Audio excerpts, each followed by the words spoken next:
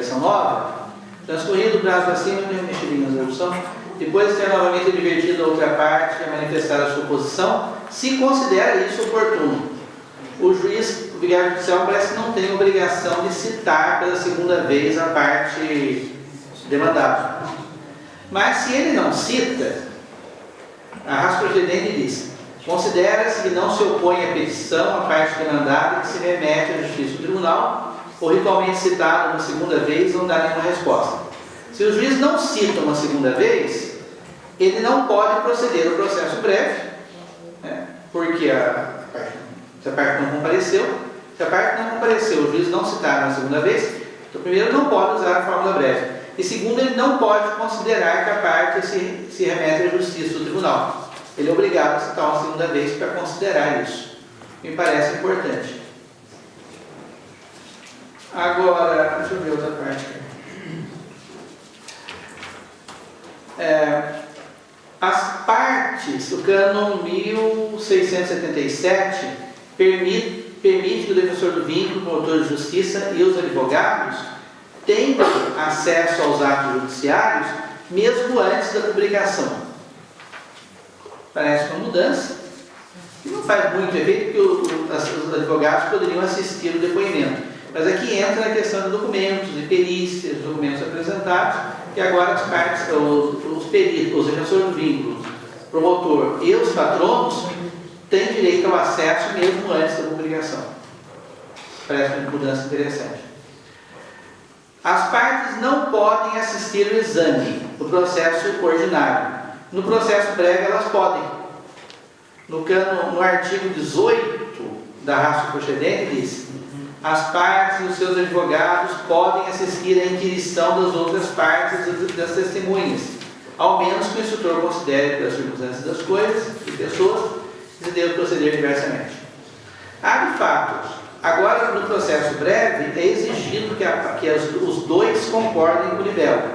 Então, mas de qualquer maneira, não se previa que as partes pudessem assistir o depoimento. No processo breve é possível. Não vejo vantagem disso. De maneira não é assim. Mas é que eles já estão de acordo, né? No breve tem que estar de acordo. Tem que estar de acordo. Também, o texto do cânon 1678 atual, ele concorda substancialmente com o artigo 180 da Digntas Connubii. Só que a abordagem é diferente. Porque, só para ler, o artigo da Digntas Connubii: as confissões e outras declarações judiciais das partes podem ter valor probatório, avaliar-se pelos juízes, juntamente com as restantes circunstâncias da causa, mas não se eles podem atribuir valor de prova plena, a não ser que concorram outros elementos que corroborem inteiramente. Aqui fala a mesma coisa, só que uma abordagem diferente. Nas causas, nulidade do matrimônio, a confissão judicial e as declarações das partes, sustentadas por testemunhos de credibilidade das mesmas, por eventuais testemunhos de credibilidade das mesmas, podem ter valor de prova plena. Começa afirmando de modo diferente. O mesmo é feito com relação à questão do teste dos humos, né?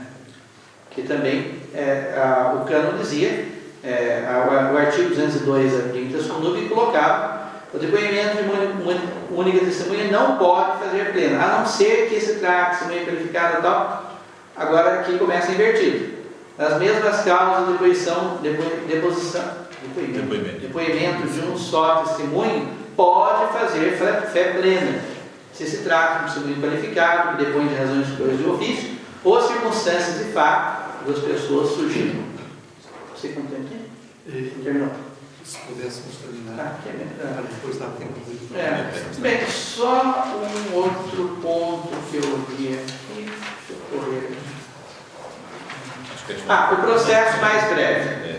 O processo mais breve, aqui está no artigo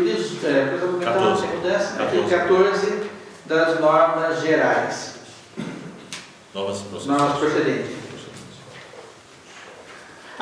Só das normas. Fala-se da criação de uma estrutura pastoral de acolhimento desses casais. Que a Cúria tenha na diocese uma estrutura que seja apta para ajudar a fornecer os elementos necessários do libelo, de auxiliar as partes. É um texto assim, bem interessante. E o pároco é o primeiro responsável ou o sacerdote que fez o casamento. Ele deve ajudar a montar a libela, etc. Pelo menos para entregar para a patrona. E também a preparação para o vade-mecum, que inclui os elementos necessários para o mais adequado desenvolvimento da investigação. Esse vade-mecum, que os tribunais seriam com a sociedade, né? Isso é bastante importante. A questão da necessidade de formação dos párocos, né?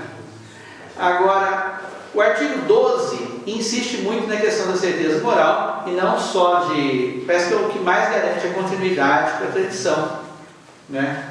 É necessária a certeza moral, não sendo suficiente uma prevalente importância das provas nisso, mas que realmente se exclua a dúvida positiva e provável, né? Agora, então nessa questão do artigo 14, se apresenta aqui. Ao meu entender, eu vou ler o texto e coloco. Entre as circunstâncias que podem consentir o tratamento da causa da unidade do matrimônio por meio do processo mais breve, segundo o cano tal, se inclui, por exemplo, a falta de fé que pode gerar a simulação do consentimento ou o erro que determina a vontade. Simulação também. A brevidade da convivência conjugal. O aborto procurado para impedir a procriação. A obstinada permanência em uma relação extraconjugal no tempo das núpcias ou no tempo imediatamente sucessivo. A ocultação dolosa da esterilidade ou de uma doença grave contagiosa ou de filhos nascidos na união precedente, ou de uma detenção.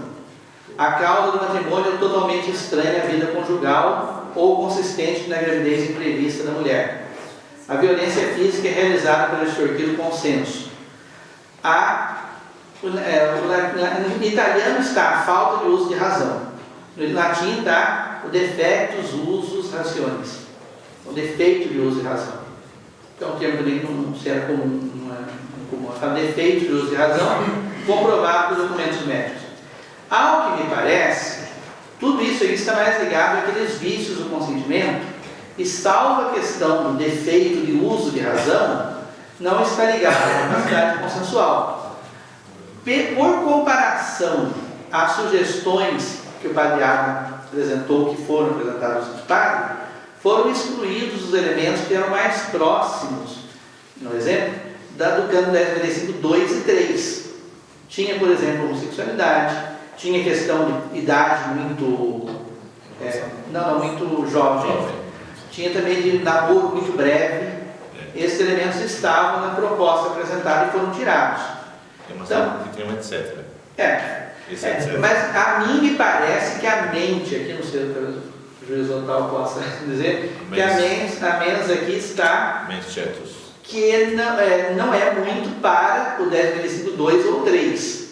Parece que está mais voltado para a simulação, para dolo, para métodos e para a falta de uso o defeito de uso de razão, que eu não sei bem o que vai significar. E é isso. Era isso o ponto. Com documentos periciais, né? Bem, são essas as mudanças que me pareceram mais significativas. Muito obrigado. Depois destas duas